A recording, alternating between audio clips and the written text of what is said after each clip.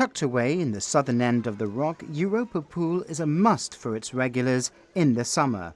Originally known as the NAAFI Pool and reopened in 2019, the area has always been a hit, and like most places in Gibraltar, has a lot of history attached to it, as we found out on Gibraltar Today.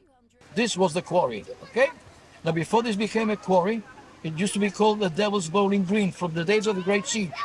Why? Because they used to fire cannonballs, the Spanish gunboats used to fire cannonballs, and they would roll down the slope. There was a big slope here.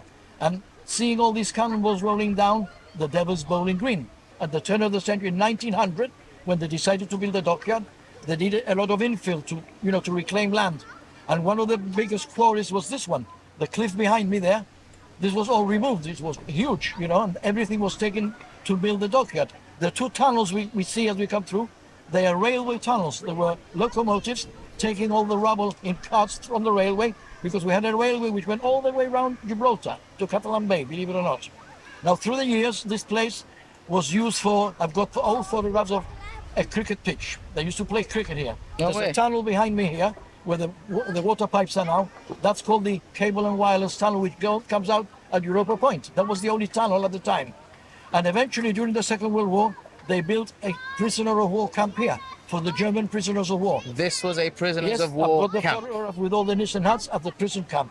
My last 5 working years were here, really? in the pool. And we changed the name from NAAFI Pool to Europa Pool. I like coming here every day because I'm bad with my leg, and obviously in the beach I need help to take me in and out, where here I can just go in the ramp down and then get out, and I like the atmosphere in here. It's very, very good. I love it. It's a shame you can't actually get into the ladies because there's broken toilets, there's never enough wipes and things like that. I mean, it's only open for the summer, so they've got the rest of the year to correct it. My kids love to jump in the pool. They love the fact that there is a diving block.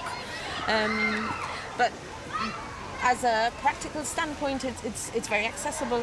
You can hire a table, chairs, and an umbrella for a very reasonable price.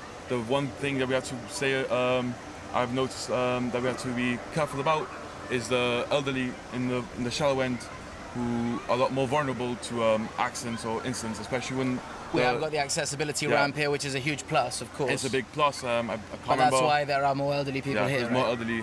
I can't remember what year that was installed, but it was fairly recent in the last few years. But yeah, we have to be careful with them, because as well as kids in the shallow end, and they don't know how strong they are compared to the elderly. So the Europa Pool here is really helpful to us, along with the staff and all that, to let us do our swim efficiency tests every year.